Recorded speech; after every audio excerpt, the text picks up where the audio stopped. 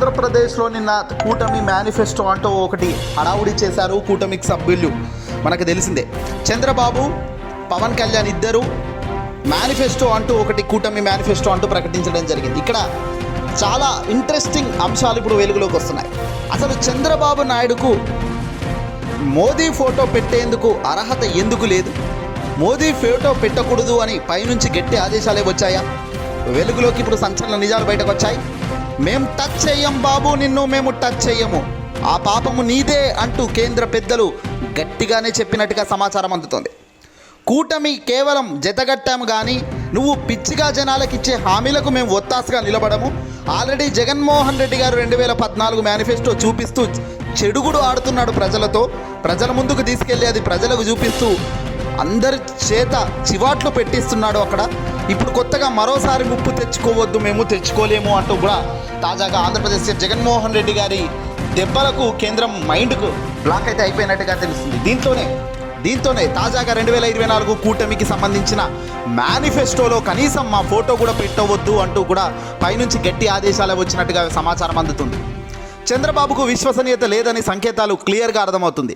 2014లో మోదీ ఫోటోతో ఉమ్మడి మేనిఫెస్టో విడుదల చేసి అధికారంలోకి వచ్చి హామీలు తూట్లు పొడిచిన చంద్రబాబు ఇప్పుడు ఏ మొహం పెట్టుకొని మళ్ళీ కూటమి మేనిఫెస్టో అంటూ విడుదల చేశారు అంటూ ప్రజలు నవ్వుకుంటున్నారు.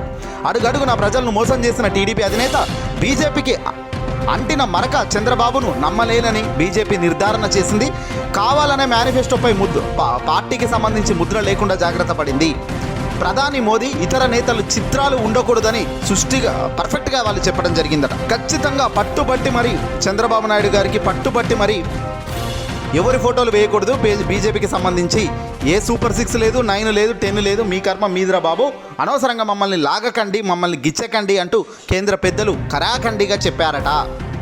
కరాఖండిగా మేనిఫెస్టోలో ఎలాంటి ఫోటోలు ఇందుకే చంద్రబాబుకు సంబంధించిన ఫోటో ఒకటి, పవన్ ఫోటో, ఇద్దరు ఫోటోలే ఉంది తప్ప ఇక్కడ బీజేపీ అయితే పవన్ను కూడా అడ్డంగా బుక్ చేసింది. రాబోయే రోజుల్లో ప్రజల ముందు ప్రజానికం ముందు నిలబడి చెప్పాల్సిన సమాధానం ఉంది అంటే అది పవన్కు కూడా ఉంది. ఎందుకంటే పవన్ ఈరోజు పెద్ద పొడిచే వాడిలా మేనిఫెస్టో పట్టుకొని మాట్లాడడం జరిగింది. చెప్పింది చేసే దమ్ము లేని వీళ్ళు చెయ్యంది మాత్రం భలే చెబుతారు. ఏదైనా వీళ్ళ ధైర్యం ఏంటో అర్థం కావడం లేదు. తాజాగా ఆంధ్రప్రదేశ్ సీఎం జగన్మోహన్ రెడ్డి గారు కూడా వీళ్ళ మేనిఫెస్టో డ్రామాలపై గట్టిగానే స్పందించడం జరిగింది. ఈ పెద్ద మనిషి చంద్రబాబు ఇవాళ మేనిఫెస్టో అంటూ ప్రకటించాడు.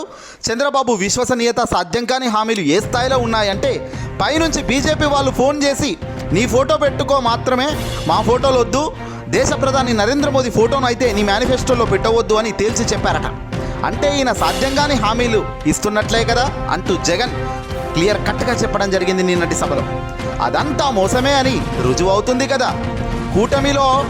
కూటమిలో ఉంటూ ముగ్గురి ఫోటోలు కూడా పెట్టుకోలేని పరిస్థితుల్లో చంద్రబాబు లేడంటే ఒకసారి గమనించండి, ప్రజల్ని ఏ రకంగా మోసం చేస్తున్నారు, ఏ స్థాయిలో ప్రజలను బలి తీసుకునేందుకు ప్రయత్నిస్తున్నారు అన్నది ఇక్కడ కనబడుతుంది అంటూ జగన్ ప్రజల ముందు అద్భుతమైన గోల్ అయితే కొట్టడం జరిగింది. ఏదేమైనప్పటికీ కూడా 75 ఏళ్ళు వచ్చిన ఈ పెద్ద మనిషికి పశ్చాత్తాపం అయితే ఏ కోశాన కనిపించడం లేదని కూడా జగన్ చెప్పాడు. జగన్ను ఎందుకు చంపకూడదు అని చంద్రబాబు ఇటీవల చేస్తున్న మాటలకు కూడా జగన్ స్పందించడం జరిగింది. ఏదేమైనా ప్రజల ముందైతే ఒకటి క్లియర్గా కనబడుతుంది.